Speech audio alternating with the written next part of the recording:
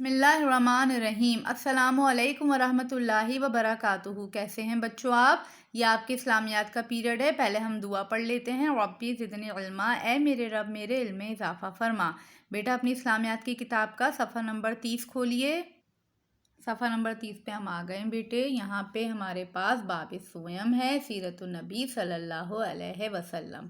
آج ہم اس کا سبق نمبر 1 پڑھیں گے، وحی کا آغاز۔ آج کی تاریخ لکھ لیجئے، دن لکھ لیجئے۔ مقصد کیا ہے بیٹے سبق کو پڑھنے کا؟ کہ نزول وحی کے واقعے سے آگاہ ہو جائے ہم، ٹھیک ہے؟ نبی کریم صلی اللہ علیہ وسلم پر جو وحی نازل ہوئی تھی وہ کیسے ہوئی تھی؟ پیارے بچوں، ہم پڑھ چکے ہیں کہ ہمارے نبی حضرت محمد صلی اللہ علیہ وآلہ وسلم نے اپنی ابتدائی زندگی سے ہی برائیوں سے کنارہ کشی اختیار کی اور ہمیشہ برے ماحول سے دور رہے۔ حضرت خدیجہ رضی اللہ تعالیٰ عنہا سے شادی کے بعد آپ صلی اللہ علیہ وآلہ وسلم اپنا زیادہ وقت بھلائی اور لوگوں کے فائدے کے کاموں میں گزارتے۔ نبی کریم صلی اللہ علیہ وآلہ وسلم کی عمر 40 سال کے قریب پہنچی تو آپ صلی اللہ علیہ وآلہ وسلم کئی دن تک عبادت کرنے کے لیے مکہ کے قریب جبل نور کی بلندی پر غار حرا میں چلے جاتے تھے، ٹھیک ہے بیٹے؟ نبی کریم صلی اللہ علیہ وآلہ وسلم مکہ کے قریب ایک پہاڑ تھا جبل نور، اس کی بلندی پر غار تھا، غار حرا، وہاں پہ تشریف لے جاتے تھے اور اکیلے کئی دن تک غور و فکر کرتے، اللہ تعالیٰ کی قدرتوں پہ غور کرتے اور عبادت میں اپنا وقت گزارتے۔ انہی دنوں میں آپ صلی اللہ علیہ وآلہ وسلم کو سچے خواب آنے لگے۔ جو کچھ آپ صلی اللہ علیہ وآلہ وسلم رات کو خواب میں دیکھتے، اگلے دن وہی واقعہ پیش آ جاتا، ٹھیک ہے؟ صفحہ پلٹیے۔ رمضان کا مہینہ تھا اور ایک رات آپ صلی اللہ علیہ وآلہ وسلم غار حرا میں عبادت میں مصروف تھے کہ اللہ تعالیٰ کی طرف سے پیغام لانے والے فرشتے حضرت جبرائیل علیہ السلام تشریف لائے۔ انہوں نے آپ صلی اللہ علیہ وسلم سے کہا، اقرا، یعنی پڑھیے۔ آپ صلی اللہ علیہ وسلم نے فرمایا، میں پڑھنا نہیں جانتا۔ حضرت جبرائیل علیہ السلام نے اسی طرح 3 مرتبہ پڑھنے کے لیے کہا اور تینوں مرتبہ آپ صلی اللہ علیہ وسلم نے یہی جواب دیا کہ میں پڑھنا نہیں جانتا۔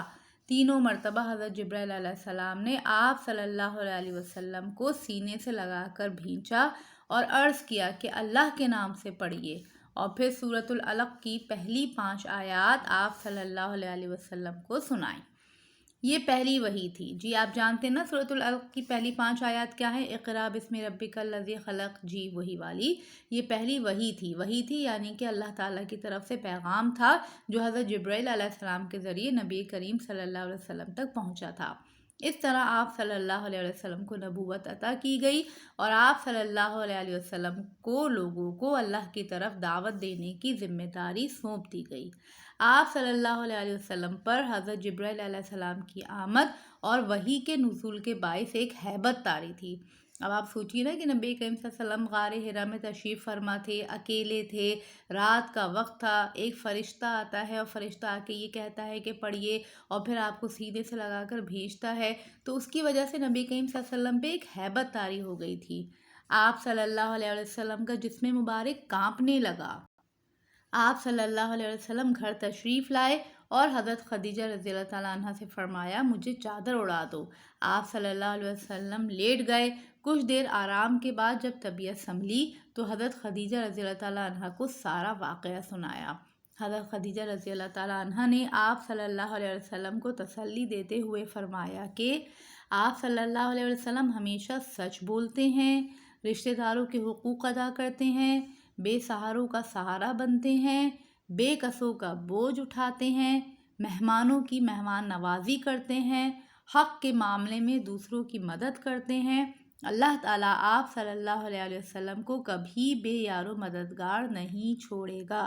دیکھیے نبی کریم صلی اللہ علیہ وسلم کو تسلی دیتے ہوئے حضرت خدیجہ رضی اللہ تعالیٰ عنہ نے کس طرح کی کوالٹیز کاؤنٹ کروائیں کہ نبی کریم صلی اللہ علیہ وسلم کے لیے فرمایا کہ آپ ہمیشہ سچ بولتے ہیں، رشتہ داروں کے حقوق ادا کرتے ہیں، جو بے سہارا ہوتے ہیں ان کی مدد کرتے ہیں، سہارا بنتے ہیں، بے کس غریب ناداروں کا بوجھ اٹھاتے ہیں، اگر مہمان آ جاتے ہیں تو ان کی مہمان نوازی کرتے ہیں۔ دیکھیں یہ بھی کتنی بڑی کوالٹی ہے کہ اس وقت حضرت خدیجہ رضی اللہ عنہ نے اس کا بھی ذکر کیا۔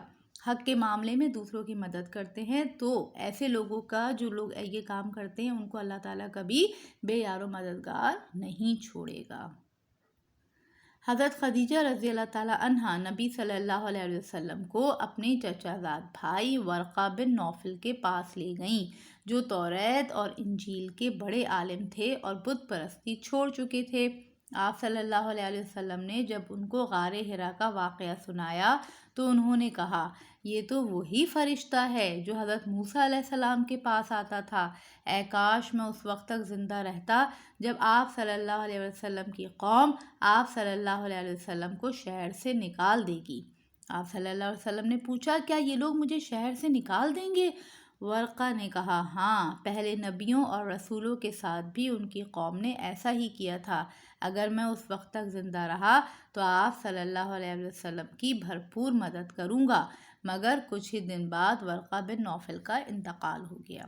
ٹھیک ہے بیٹے، سمجھ گئے آپ کہ پہلی وحی کا کس طریقے سے نازل ہوئی، حضرت جبرائیل علیہ السلام لے کر آئے، کہاں پہ لے کر آئے؟ غار حرا میں۔ کون سا مہینہ تھا؟ رمضان کا مہینہ تھا۔ اور کون سی آیات نازل ہوئی تھی؟ سورۃ العلق کی پہلی 5 آیات نازل ہوئی تھی۔ ان آیات کے نازل ہونے کے بعد نبی کریم صلی اللہ علیہ وسلم پہ ایک ہیبت طاری ہو گئی تھی، وہ اپنے گھر تشریف لے گئے۔ حضرت خدیجہ رضی اللہ تعالیٰ عنہا نے تسلی دی اور وہ کوالٹیز بتائیں جو آپ صلی اللہ علیہ وسلم میں تھیں، اور اس کے بعد یہ کہا کہ آپ کو اللہ تعالیٰ کبھی بے یار و مددگار نہیں چھوڑے گا۔ پھر وہ آپ صلی اللہ علیہ وسلم کو اپنے چچا زاد بھائی کے پاس لے کر گئیں جو ایک بہت بڑے عالم تھے۔ انہوں نے پہچان لیا کہ یہ وہی فرشتہ ہے جو حضرت موسیٰ علیہ السلام کے پاس بھی وہی لے کر آتا تھا، اور آپ صلی اللہ علیہ وسلم نبوت کے منصب پہ فائز ہو چکے ہیں، اور ایک وقت ایسا آئے گا کہ آپ صلی اللہ علیہ وسلم کی قوم آپ صلی اللہ علیہ وسلم کو شہر سے باہر نکال دے گی، جس پر نبی کریم صلی اللہ علیہ وسلم نے حیرت کا اظہار فرمایا، اور ورقہ بن نوفل نے کہا کہ اس سے پہلے بھی نبیوں اور رسولوں کے ساتھ ان کی قوموں نے ایسا ہی کیا ہے، اور اگر میں اس وقت تک زندہ رہا تو میں آپ کی مدد کروں گا۔ لیکن کچھ ہی دنوں بعد ان کا انتقال ہو گیا۔ ٹھیک ہے بیٹے، اس سبق کو دوبارہ پڑھیے، اپنا خیال رکھیے۔ جزاک اللہ خیراً کثیرا۔ السلام علیکم ورحمۃ اللہ وبرکاتہ۔